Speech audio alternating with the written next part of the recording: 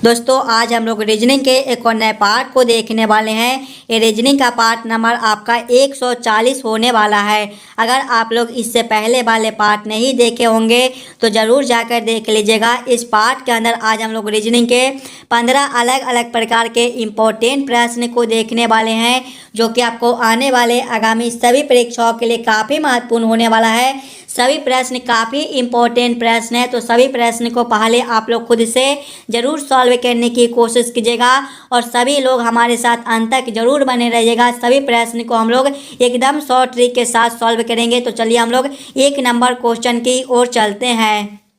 ये रहा question number 1। Question number 1 आपको करा है, नीचे दिए गए प्रश्न में संबंधित शब्द को चुनिए। यहाँ पर आपको संबंधित शब्द चुनने के लिए बोला जा रहा है। प्रश्न आपको करा है, जिस प्रकार से चाबिया का संबंध गुच्छा के साथ है, उसी प्रकार से आप लोगों से पूछ रहा है भेड़िए का संबंध कौन सा शब्द के साथ होगा, जो इस वाले क्वेश्चन मार्क पे भरे जाएंगे। जब भी आपको इस प्रकार के रीजनिंग के प्रश्न देखने को मिले तो सबसे पहले आप लोग ये समझने की कोशिश कीजिएगा ये आपका चाबिया से गुच्छा किस प्रकार से लिख रहा है, चाबिया से गुच्छा किस प्रकार से संबंधित है, उसी प्रकार से आप लोग सोचिएगा भेड़िए से आपका कौन सा शब्द बनेगा जो इस वाले क्वेश्चन मार्क पे भरे जाएंगे।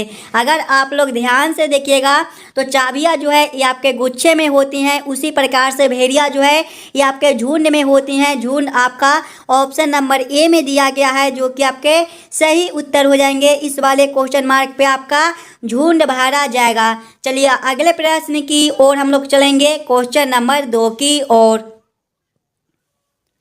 ये रहा क्वेश्चन नंबर 2। क्वेश्चन नंबर 2 आपको कह रहा है, नीचे दिए गए प्रश्न में संबंधित संख्या को चुनिए। इस बार आपको संबंधित संख्या चुनने के लिए बोला जा रहा है। प्रश्न आपको कह रहा है, जिस प्रकार से 7 का संबंध 56 के साथ है, उसी प्रकार से आप लोगों से पूछ रहा है 11 का संबंध कौन सा संख्या के साथ होगा, जो इस वाले क्वेश्चन मार्क पे भरे जाएंगे। ये जो प्रश्न है ये आपका नंबर एनालॉजी रीजनिंग का प्रश्न है और इस प्रकार के प्रश्न आपको सभी एग्जाम में पूछे जाते हैं। तो पहले आप लोग खुद से ज़रूर सॉल्व करने की कोशिश कीजिएगा।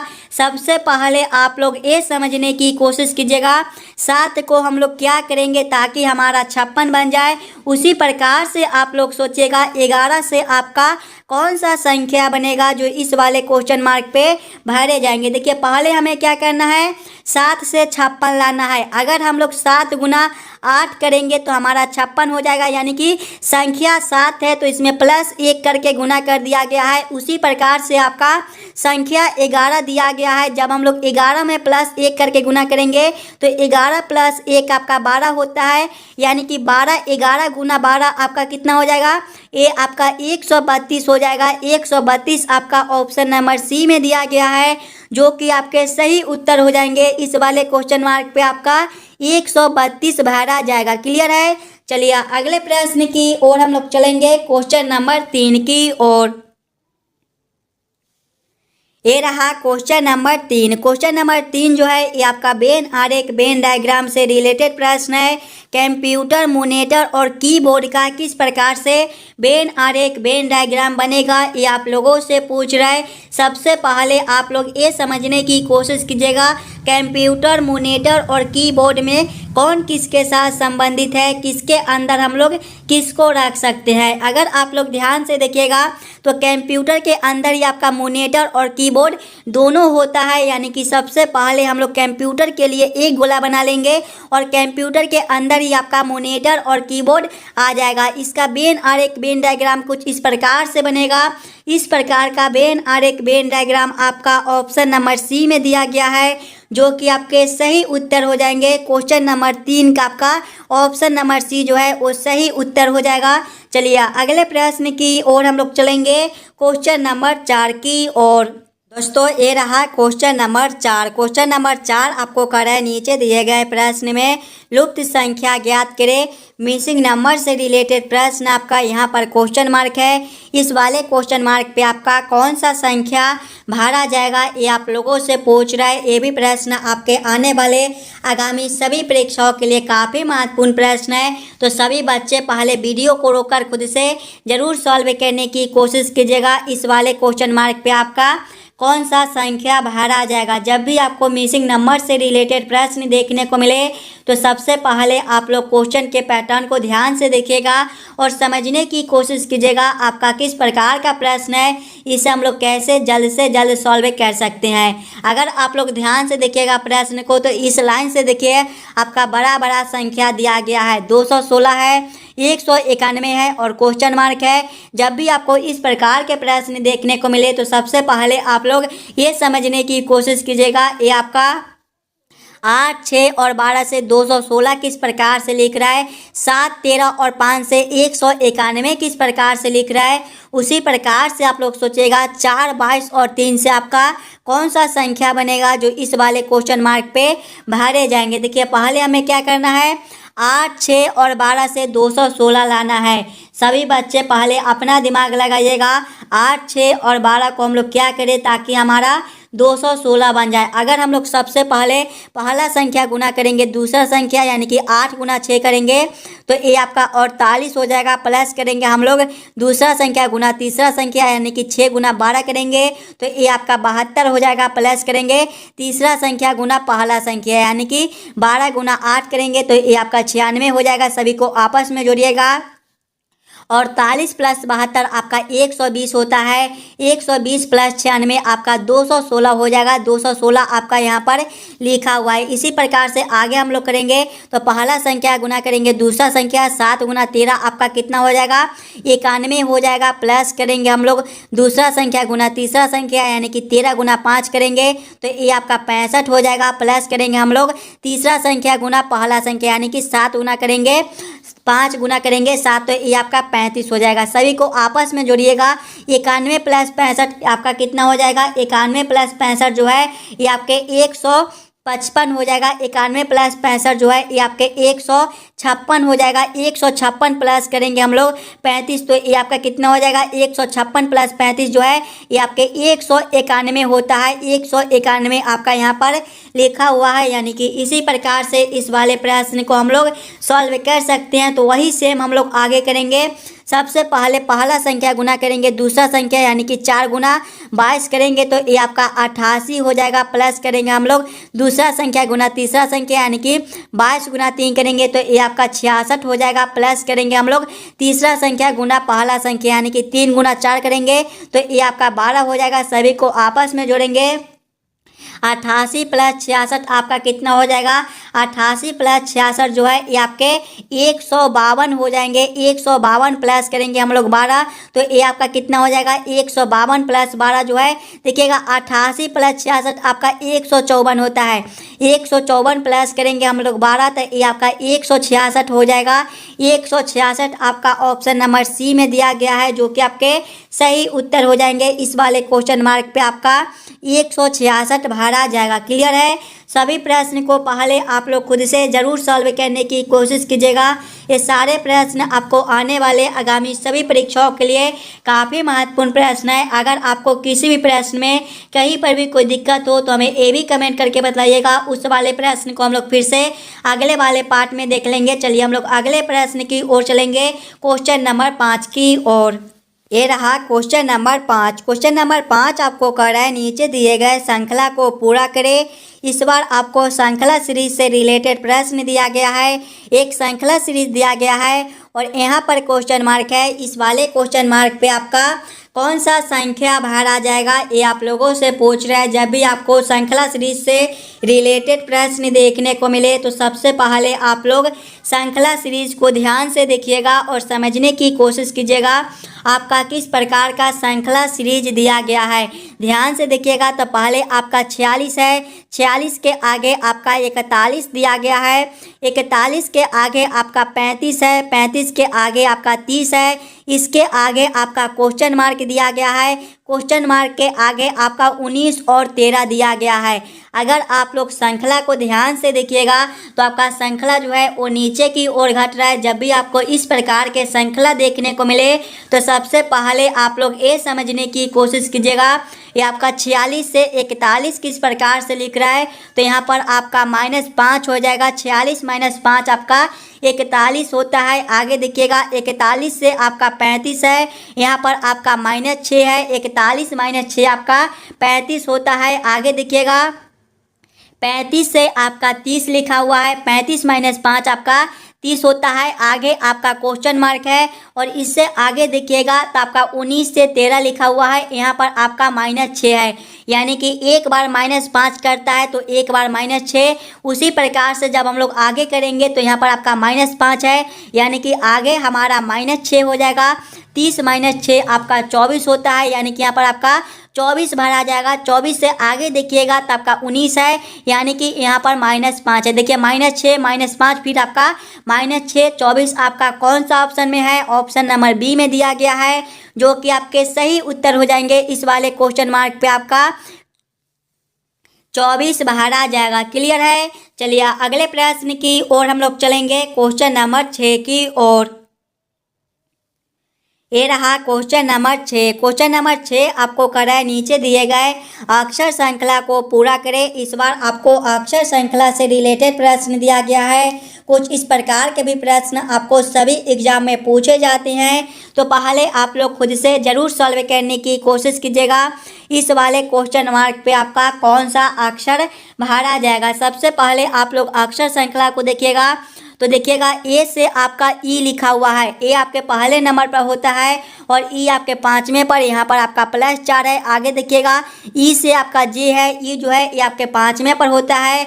जे आपके 10वें पर, यहाँ पर आपका +5 है। आगे देखिएगा जे से आपका एन है, जे आपके 10वें पर होता है। एन आपके 14वें पर, यहाँ पर आपका +4 है। आगे देखिएगा एन से आपका एस है, एन आपके 14वें पर होता है।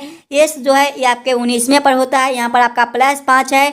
एस से आपका डब्लू है, एस जो है ये आपके 19वें पर होता है। डब्लू आपके 23वें पर, यहाँ पर आपका +4 है और आगे आपका क्वेश्चन मार्क है। देखिएगा ध्यान से +5 +4 +5 +4 +4, यानी कि यहाँ पर भी आपको एक बार +4 करता है तो एक बार +5 करता है। यहाँ पर आपका +4 है तो आगे आपका +5 हो जाएगा। डब्लू +5 आपका कितना हो जाएगा? डब्लू आपके 23वें पर होता है। और आप लोग याद रखिएगा ABCD में आपका टोटल 26 ही अक्षर होता है। 26 के बाद आपका फिर से ABCD आ जाता है, यानी कि जब हम लोग डब्लू +5 करेंगे तो आपका बी हो जाएगा। बी आपका ऑप्शन नंबर सी में दिया गया है, जो कि आपके सही उत्तर हो जाएंगे। इस वाले क्वेश्चन मार्क पे आपका बी भरा जाएगा। चलिए अगले प्रश्न की ओर हम लोग चलेंगे, क्वेश्चन नंबर 7 की ओर। ये रहा क्वेश्चन नंबर 7। क्वेश्चन नंबर 7 आपको कह रहा है किसी निश्चित कोड भाषा में घटाओ गुणा को प्रदर्शित करता है, भाग जोड़ को प्रदर्शित करता है, जोड़ भाग को प्रदर्शित करता है और गुणा घटाओ को प्रदर्शित करता है। निम्नलिखित प्रश्न का उत्तर ज्ञात करें। यहाँ पर आपका एक प्रश्न दिया गया है और यहाँ पर क्वेश्चन मार्क है। इस वाले क्वेश्चन मार्क पे आपका कौन सा संख्या भरा जाएगा, ये आप लोगों से पूछ रहा है। जब भी आपको इस प्रकार के रीजनिंग के प्रश्न देखने को मिले तो सबसे पहले आप लोग प्रश्न को ध्यान से पढ़िएगा और समझने की कोशिश कीजिएगा। देखिए प्रश्न आपको कह रहा है कि घटाओ जो है वो गुणा को प्रदर्शित करता है, यानी कि इस वाले समीकरण में जहाँ पर आपका घटाओ दिया गया है वहाँ पर हम लोग गुणा को रखेंगे। भाग जो है वो जोड़ को प्रदर्शित करता है, यानी कि भाग के जगह पे हम लोग जोड़ को रखेंगे। जोड़ जो है वो भाग को प्रदर्शित करता है, यानी कि जोड़ के जगह पे हम लोग भाग को रखेंगे। और गुना जो है वो घटाओ को प्रदर्शित करता है, यानी कि गुना के जगह पे घटाओ को रखकर इस वाले समीकरण को हम लोग हल कर लेंगे। देखिएगा पहले आपका 12 घटाओ 6 है, घटाओ गुना को प्रदर्शित करता है, यानी कि घटाओ के जगह पे हम लोग गुना को रखेंगे तो यहाँ पर आपका गुना 6 हो जाएगा। उसके बाद आपका जोड़ है, जोड़ को देखिएगा तो जोड़ जो है वो भाग को प्रदर्शित करता है, यानी कि यहाँ पर जोड़ के जगह पे आपका भागा 4 हो जाएगा। उसके बाद आपका गुना है, गुना घटाओ को प्रदर्शित करता है तो यहाँ पर आपका घटाओ 10 हो जाएगा। उसके बाद आपका भाग है, भाग जोड़ को प्रदर्शित करता है तो यहाँ पर आपका जोड़ 16 हो जाएगा। जब इस वाले समीकरण को हम लोग हल करेंगे तो सबसे पहले हम लोग भाग के काम करेंगे, उसके बाद गुना के, उसके बाद घटाओ के और उसके बाद हम लोग जोड़ के काम करेंगे। पहले हम लोग भाग के काम करेंगे। 12 गुना करेंगे, देखिएगा 12 गुना करेंगे 6/4 आपका कितना हो जाएगा, देखिएगा 6/4 आपका 6/4 हो जाएगा। ये जो है ये आपका 3/2 हो जाएगा, यानी कि 12 गुना 3/2 हो जाएगा। घटाव करेंगे हम लोग 10, जोड़ करेंगे 16। अब हम लोग गुना के काम करेंगे, देखिएगा जब 2 से 12 को काटेंगे तो ये आपका 6 से कट जाएगा, 6 गुना 3 आपका 18 हो जाएगा। 18 घटाव करेंगे 10, जोड़ करेंगे 16। 18 घटाव 10 आपका 8 हो जाएगा, 8 जोड़ 16 आपका 24 हो जाएगा। 24 आपका ऑप्शन नंबर सी में दिया गया है, जो कि आपके सही उत्तर हो जाएंगे। इस वाले क्वेश्चन मार्क पे आपका 24 भरा जाएगा। क्लियर है। चलिए अगले प्रश्न की ओर हम लोग चलेंगे, क्वेश्चन नंबर 8 की ओर। ये रहा क्वेश्चन नंबर 8। क्वेश्चन नंबर 8 आपको कह रहा है नीचे दिए गए प्रश्न में विषम शब्द को पहचान करें। इस बार आपको विषम शब्द चुनने के लिए बोला जा रहा है। प्रश्न आपको कह रहा है कि यहाँ पर 4 ऑप्शन दिए गए हैं, ये चारों ऑप्शन में सबसे अलग ऑप्शन को चुनिए। पहले आप लोग चारों ऑप्शन को ध्यान से देखिएगा और समझने की कोशिश कीजिएगा, ये चारों ऑप्शन में आपका सबसे अलग ऑप्शन कौन सा दिया गया है। ऑप्शन ए में आपका कुर्सी है, ऑप्शन बी में सोफा है, ऑप्शन सी में आपका क्राउच है और ऑप्शन डी में आपका टेलीविज़न दिया गया है। अगर आप लोग ध्यान से देखिएगा तो कुर्सी, सोफा और क्राउच जो है ये आपके फर्नीचर के समान होती हैं, जबकि टेलीविज़न आपका ये तीनों से अलग है, यानी कि क्वेश्चन नंबर 8 का आपका ऑप्शन नंबर डी जो है सही उत्तर हो जाएगा। चलिए अगले प्रश्न की ओर हम लोग चलेंगे, क्वेश्चन नंबर 9 की ओर। ये रहा क्वेश्चन नंबर 9। क्वेश्चन नंबर 9 आपको कह रहा है नीचे दिए गए प्रश्न आकृति में विषम आकृति को पहचान करें। इस बार आपको विषम आकृति चुनने के लिए बोला जा रहा है। यहाँ पर आपका एक प्रश्न आकृति दिया गया है, 4 आकृति दिया गया है। ये चारों आकृति में सबसे अलग आकृति चुनने के लिए आप लोगों को बोल रहा है। सबसे पहले आप लोग चारों आकृति को ध्यान से देखिएगा और समझने की कोशिश कीजिएगा, ये चारों आकृति में आपका सबसे अलग आकृति कौन सा दिया गया है। आकृति ए को देखिएगा तो जिस प्रकार का आपका ऊपर एक आकृति दिया गया है उसी प्रकार का आपका नीचे एक छोटा आकृति दिया गया है। आकृति बी में आपका इस प्रकार से नहीं दिया गया है, जिस प्रकार का आपका ऊपर आकृति है उस प्रकार के आपके नीचे आकृति नहीं दिए गए हैं। आकृति सी में देखिएगा तो जिस प्रकार का आपका ऊपर आकृति है उसी प्रकार का एक नीचे छोटा आकृति दिया गया है। आकृति डी में भी आपका इसी प्रकार का दिया गया है, जिस प्रकार का ऊपर आकृति है उसी प्रकार के आपके नीचे एक छोटे आकृति दिए गए हैं, यानी कि सबसे अलग आकृति आपका बी बनेगा। ये दोनों आकृति आपका अलग अलग दिया गया है, जबकि सभी में आपके एक ही प्रकार का आकृति दिया गया है। क्वेश्चन नंबर 9 का आपका ऑप्शन नंबर बी जो है सही उत्तर हो जाएगा। चलिए अगले प्रश्न की ओर हम लोग चलेंगे, क्वेश्चन नंबर 10 की ओर। ये रहा क्वेश्चन नंबर 10। क्वेश्चन नंबर 10 जो है ये आपका कथन निष्कर्ष से रिलेटेड प्रश्न है और इस प्रकार के भी प्रश्न आपको एग्जाम में पूछे जाते हैं, तो सभी प्रश्न को पहले आप लोग खुद से ज़रूर सॉल्व करने की कोशिश कीजिएगा। इस पार्ट में आपको जितने भी प्रश्न कराए जाएंगे वो सारे प्रश्न आपको आने वाले आगामी सभी परीक्षाओं के लिए काफ़ी महत्वपूर्ण होने वाला है, तो पहले आप लोग खुद से ज़रूर सॉल्व करने की कोशिश कीजिएगा। जब भी आपको इस प्रकार के कथन निष्कर्ष से रिलेटेड प्रश्न देखने को मिले तो सबसे पहले आप लोग कथन को ध्यान से पढ़िएगा और उसे डायग्राम पे सेट कर लीजिएगा, ताकि प्रश्न को सॉल्व करने में आपको आसानी हो। देखिए कथन आपको कर रहा है सभी बकरियां भैंस है। सभी बकरियां क्या है? भैंस है। सबसे पहले आप लोग बकरियां के लिए एक गोला बना लीजिएगा और सभी बकरियां क्या है? आपका भैंस है। सभी बकरियां क्या है? आपका भैंस है, यानी कि ये आपका बकरियां हो जाएगा तो ये आपका भैंस हो जाएगा। यहाँ पर आप लोग भैंस भी लिख लीजिएगा ताकि आपको समझने में दिक्कत ना हो। ये आपका क्या हो जाएगा? भैंस हो जाएगा। आगे कथन को पढ़िएगा, कोई भी भैंस बंदर नहीं है। कोई भी भैंस क्या है? बंदर नहीं है, यानी कि बंदर आपका अलग है। यहाँ पर आप लोग बंदर के लिए भी एक डायग्राम बना लीजिएगा, ये आपका बंदर हो जाएगा। अब आप लोग इस वाले डायग्राम के आधार पर निष्कर्ष को सही या फिर गलत कीजिएगा। देखिए निष्कर्ष एक आपको कह रहा है कोई भी बकरी बंदर नहीं है। यहाँ पर बकरी आपका अलग है, बंदर आपका अलग है, कोई भी बकरी बंदर नहीं हो सकता है। ये निष्कर्ष आपका सही दिया गया है। निष्कर्ष 2 को देखिएगा कोई भी बंदर बकरिया नहीं है। यहाँ पर आपका बंदर अलग है और बकरिया भी आपका अलग है, यानी कि कोई भी बंदर आपका बकरिया नहीं हो सकता है। ये भी निष्कर्ष आपका सही हो जाएगा। कौन सा ऑप्शन में आपका दोनों निष्कर्ष को सही किया गया है? ऑप्शन नंबर सी में देखिएगा तो दोनों निष्कर्ष निकलते हैं, यानी कि क्वेश्चन नंबर 10 का आपका ऑप्शन नंबर सी जो है वो सही उत्तर हो जाएगा। चलिए अगले प्रश्न की ओर हम लोग चलेंगे, क्वेश्चन नंबर 11 की ओर। ये रहा क्वेश्चन नंबर 11। क्वेश्चन नंबर 11 आपको कह रहा है नीचे दिए गए प्रश्न में संबंधित अक्षरों को चुनिए। इस बार आपको संबंधित अक्षर चुनने के लिए बोला जा रहा है। प्रश्न आपको कह रहा है जिस प्रकार से DHPV का संबंध EGQU के साथ है, उसी प्रकार से आप लोगों से पूछ रहा है BJNT का संबंध कौन सा अक्षर के साथ होगा, जो इस वाले क्वेश्चन मार्क पे भरे जाएंगे। सबसे पहले आप लोग ये समझने की कोशिश कीजिएगा, ये आपका DHPV से EGQU किस प्रकार से लिख रहा है। देखिएगा पहले आपका क्या लिखा हुआ है, DHPV लिखा हुआ है और इससे क्या लिखा हुआ है, EGQU दिया गया है। ध्यान से अगर आप लोग देखिएगा सिंगल अक्षर को, तो D से आपका E है, यहाँ पर आपका +1 है, H से आपका G है, -1 है, P से आपका Q है, +1 है और V से आपका U है, -1 है। यानी कि एक बार +1 करता है तो एक बार -1, फिर +1, फिर -1। वही सेम हम लोग आगे करेंगे। आगे देखिएगा आपका क्या दिया गया है, BJNT दिया गया है। पहले अक्षर में हमें +1 करना है। B + 1 आपका कितना हो जाएगा, B आपके दूसरे पर होता है, 2 + 1 आपका 3 और तीसरे पर आपका C होता है। आगे आपका J है, J -1 आपका कितना हो जाएगा, J आपके 10वें पर होता है, 10 - 1 आपका 9 और 9वें पर आपका I होता है। आगे देखिएगा N है, N + 1 आपका कितना हो जाएगा, N आपके 14वें पर होता है, 14 + 1 15 और 15वें पर आपका O होता है। आगे आपका T है, T - 1 आपका कितना हो जाएगा, T आपके 20वें पर होता है, 20 - 1 आपका 19 और 19वें पर आपका S होता है। कौन सा ऑप्शन में आपका CIOS दिया गया है, CIOS आपका ऑप्शन नंबर ए में दिया गया है, जो कि आपके सही उत्तर हो जाएंगे। इस वाले क्वेश्चन मार्क पे आपका CIOS भरा जाएगा। क्लियर है। चलिए अगले प्रश्न की ओर हम लोग चलेंगे, क्वेश्चन नंबर 12 की ओर।